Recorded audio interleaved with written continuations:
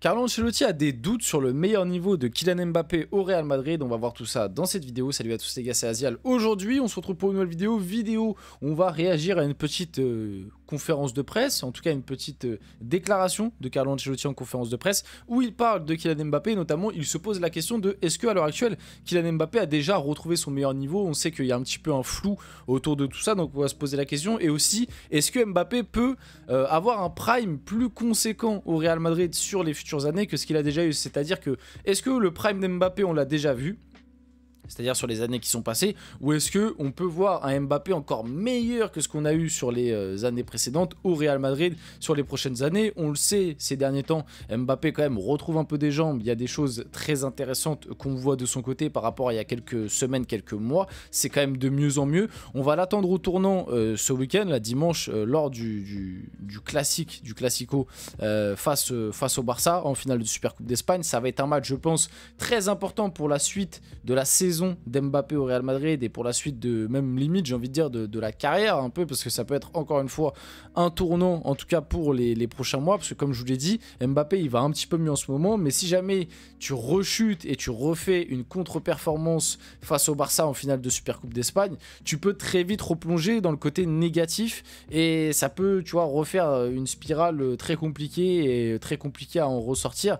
Donc bref, avant que la vidéo commence, n'hésitez pas à la liker, à commenter, à partager, à vous abonner, ça fait toujours plaisir, ça aide pour le développement de la chaîne. Donc voilà, je remercie bien évidemment comme d'habitude tous ceux qui le font, vous êtes les boss. On va y aller dès maintenant et du coup Carlo Ancelotti en conférence de presse, Carlo Ancelotti a déclaré qu'il ne savait pas quel est le meilleur niveau de Kylian Mbappé. Et du coup, la petite question, c'est, selon vous, quand est-ce que Mbappé a affiché son meilleur niveau depuis le début de sa carrière? Et moi, j'ai même envie aussi de vous poser la question, est-ce que vous pensez qu'Mbappé retrouvera pleinement son niveau qu'il a eu à une époque au Real Madrid? Est-ce que vous pensez qu'Mbappé pourra être meilleur dans les années à venir côté Real que ce qu'il a déjà montré au cours de sa carrière? Parce que du coup, côté Ancelotti, il ne sait pas quel est le meilleur niveau de Mbappé. Il a aussi déclaré il n'y a pas si longtemps que ça que Mbappé revenait bien, mais qu'il ne savait pas si c'était le Mbappé meilleure version ou s'il pouvait faire encore mieux.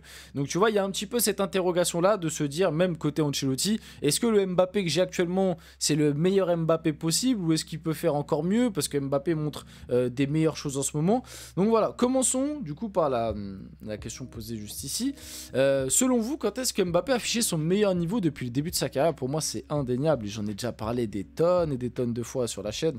Pour moi le meilleur Mbappé qu'on a eu c'est Mbappé 2021-2022 et globalement le Mbappé on va dire année 2022, avec en plus en prime à la fin de cette année 2022 la Coupe du Monde où il a été à un niveau assez stratosphérique. Mais moi j'oublie pas même le début de vraiment la saison 2021-2022, moi c'est là où Mbappé, je pense, a été le plus fort. Même si lors de cette saison là, au début je m'en rappelle, parce qu'au début de cette saison là c'était encore non, je confonds, c'était déjà Pochettino, je confonds avec l'année d'avant où il y avait eu quelques petites difficultés en 2020-2021, du coup avec notamment le bon vieux Thomas Tuchel au tout début. Mais non, la saison 2021-2022 sous Pochettino, voilà. De toute façon, Mbappé l'a dit lui-même, hein, Pochettino c'est l'un des entraîneurs avec qui il a le plus progressé. Et c'est vrai que c'est assez étonnant parce qu'on pouvait pas foncièrement se dire ça. C'est notamment avec Pochettino qu'il a appris à faire ça spécial, parce que Pochettino et son staff lui avaient bien fait remarquer que les adversaires et les gardiens commençait de plus en plus à prévoir qu'Mbappé ouvrait tout le temps le pied. Donc Mbappé, pour contrecarrer tout ça, il a commencé à maîtriser le fait de faire semblant d'ouvrir et de fermer au dernier moment, la fameuse spéciale Mbappé. Donc ouais, moi indéniablement la meilleure version, le meilleur niveau qu'a affiché Mbappé depuis le début de sa carrière, c'est là quoi. C'est saison 2021-2022 et tu continues jusqu'à la fin d'année 2022, jusqu'à la Coupe du Monde où voilà, en Ligue 1 il était stratosphérique. Cette année-là il fait, si je me trompe pas dans les stats, il fait 28 buts, 17 passes D en Ligue 1. C'est... En Ligue 1, 28 buts, 17 passes D, c'est exceptionnel. Il n'y a que Neymar qui a été dans ces standards-là. On le rappelle, hein, Neymar, l'année où il arrive en Ligue 1, c'est 20 matchs, il met 20... Non, c'est 21 matchs, il met 20 buts et il fait 17 passes D.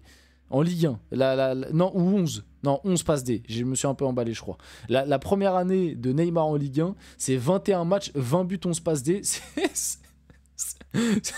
C'est effrayant. Alors, franchement, c'est effrayant. Mais ouais, du coup, à part Neymar qui a été dans des. Et peut-être Zlatan aussi. Peut-être Zlatan, il a dû faire Zlatan des saisons un peu comme ça. Mais bref, il y en a très très peu. Mbappé cette année-là, c'est 28 buts, 17 passes D. C'est exceptionnel. En Ligue des Champions, c'est dommage que l'équipe, mais pour moi, c'est pas du tout de son fait. Tu vois, autant d'autres années, pour moi, il y a des éliminations que tu peux mettre un peu sur le dos d'Mbappé aussi. Autant pour moi, cette année-là, quand on sort en 8ème contre le Real Madrid, tu peux absolument rien lui reprocher, quoi. Le mec, il te met le but à la fin qui est extraordinaire avec le fameux un dernier éclair face au Real Madrid. Il passe entre Carvajal et Militao. Le but est exceptionnel à la dernière minute, c'est incroyable. Et au retour, il fait super mal. C'est le gros danger de cette équipe du Real, de cette équipe du PSG face au Real, pardon. C'est lui qui met en danger la défense du Real. Il marque son but. Sur ce match-là, il est pas loin de mettre un triplé, hein, parce qu'il met 2 buts refusés pour hors-jeu. Alors, comme quoi, déjà à cette époque, il y avait ce truc des hors-jeux, comme il l'a dans ce début de saison au Real Madrid. Mais c'est vraiment, en plus, le pire, c'est que c'est des hors-jeux qui se jouent à très peu de choses, avec notamment le passement de jambes sur Courtois, but. Non, franchement, il était trop fort. Cette saison-là et cette année-là, globalement, il était juste trop fort, c'est indéniable. Ensuite, sur la question de est-ce que Mbappé pourra faire mieux à l'avenir que ce qu'il nous a déjà fait, honnêtement, j'ai beaucoup de mal à y croire. J'ai beaucoup de mal à y croire parce qu'on le voit quand même que Mbappé, ça fait un moment qu'il progresse quasi pas ou très peu sur des petites variables, quoi. C'est-à-dire que bon, ok, avec Pochettino, il a appris à faire sa spéciale, mais à part ça, est-ce qu'il s'est vraiment développé, est-ce qu'il a vraiment appris? Non. Pour moi, Mbappé, pourquoi en 2022 notamment il a été à son prime? Bah, peut-être aussi parce qu'il a commencé à utiliser sa spéciale, sa fameuse spéciale qui a un petit peu surpris tout le monde, mais c'est surtout parce que physiquement, il était à son top. Moi, j'ai des souvenirs dans certains matchs de Ligue 1, et moi, j'ai toujours cette image contre Saint-Etienne où le mec, mais t'as l'impression qu'il était dopé limite. Le mec, il te tape retour défensif, coup d'épaule, il fait, je crois que c'était Masson, il fait jarter Masson, il récupère la balle et il te tape vraiment juste une poussée de balle où il met 5 mètres à toute la défense de Saint-Etienne, et après ça finit sur une action dangereuse comme ça. En fait, physiquement, il était tellement en 2021-2022 là, même déjà en 2020-2021 déjà, je trouve que physiquement, il commençait à atteindre un prime, parce qu'en fait, il allait toujours aussi vite qu'à ses débuts. Mais en plus de ça, il commençait à être galbé, tu vois. Il commençait à avoir des épaules, des pecs, et il commençait à être vraiment, à avoir un physique massif un peu. Et en plus de ça, il n'avait pas perdu son explosivité, etc. Même voir, j'ai l'impression qu'il allait même limite un peu plus vite qu'à ses tout débuts. Pas grand chose, mais un tout petit peu plus vite. Donc pour moi, 2021-2022, pourquoi il était aussi fort? C'est parce que physiquement, il avait tout. Il allait vite, il était agile, il était explosif, et il était fort au duel, il était fort à l'épaule pour le bouger, fallait y aller. Alors qu'à l'heure actuelle, bah, il a toujours un peu son physique un peu galbé, mais il va plus aussi vite, il est plus aussi explosif, il est plus aussi agile, et même, t'as l'impression que maintenant, son physique, ça le pèse même techniquement. C'est-à-dire qu'il y a des trucs qui réussissaient facilement avant, où maintenant, tu le sens plus lourd, plus pâteau, des contrôles un peu longs, etc. Et t'as l'impression que c'est un peu le physique qui joue là-dessus. Donc, et puis aussi, il vieillit. Et Mbappé, il a commencé le football professionnel très tôt, il a commencé à 18 ans, donc là, il a eu 26 et il va sur ses 27. Bah ça fait bientôt 9 ans de carrière, mine de rien, tu vois, déjà. Donc je pense qu'on peut avoir un Mbappé qui atteindra, si vraiment il se remet bien physiquement, qu'il retrouve de la confiance, du niveau, etc. au Real Madrid. Je pense qu'on pourra avoir un Mbappé qui se rapproche du prime qu'il a eu. Maintenant, meilleur que ce qu'on a vu, je sais pas. Après, s'il prend une Ligue des Champions, tout le monde dira « Ah bah c'est la meilleure saison que Mbappé », alors que peut-être qu'en termes de niveau, pas forcément. Mais pour moi, si vraiment il veut atteindre un nouveau prime encore plus élevé que ce qu'il a eu, en fait, il faut qu'il progresse sur plein d'autres aspects.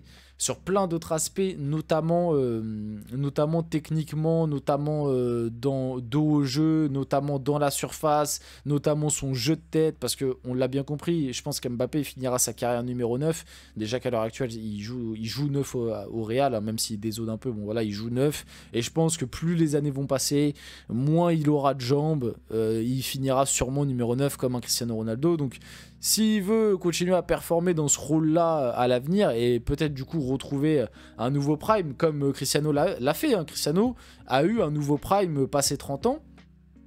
Pour moi, il faut qu'il se développe sur beaucoup de trucs, mais le problème, c'est que depuis le début de sa carrière, il nous a pas montré que c'était quelqu'un qui progressait foncièrement sur ses défauts. Donc voilà un peu par rapport à ça. Je crois que j'ai fait le tour. Vite fait, petite info, l'Arabie Saoudite vise Eder Militao. Les Saoudiens sont attendus à Madrid pour négocier la venue du Brésilien dont la clause de sortie est de 500 millions. L'Arabie Saoudite se penche sur Militao malgré sa blessure décroisée. L'Arabie Saoudite aimerait bien faire venir Militao. Bon, bien évidemment, je pense que la clause des 500 millions, c'est mort. Mais en tout cas, l'Arabie Saoudite est venue prendre des informations sur Eder Militao. Pourquoi pas pour le sortir une fois qu'il sera rétabli de blessure. On finit la vidéo là-dessus, j'espère que cette vidéo vous a plu, si c'est le cas n'hésitez pas à liker, commenter, partager et vous abonner les gars, c'était Azial, on se retrouve très rapidement pour une prochaine vidéo.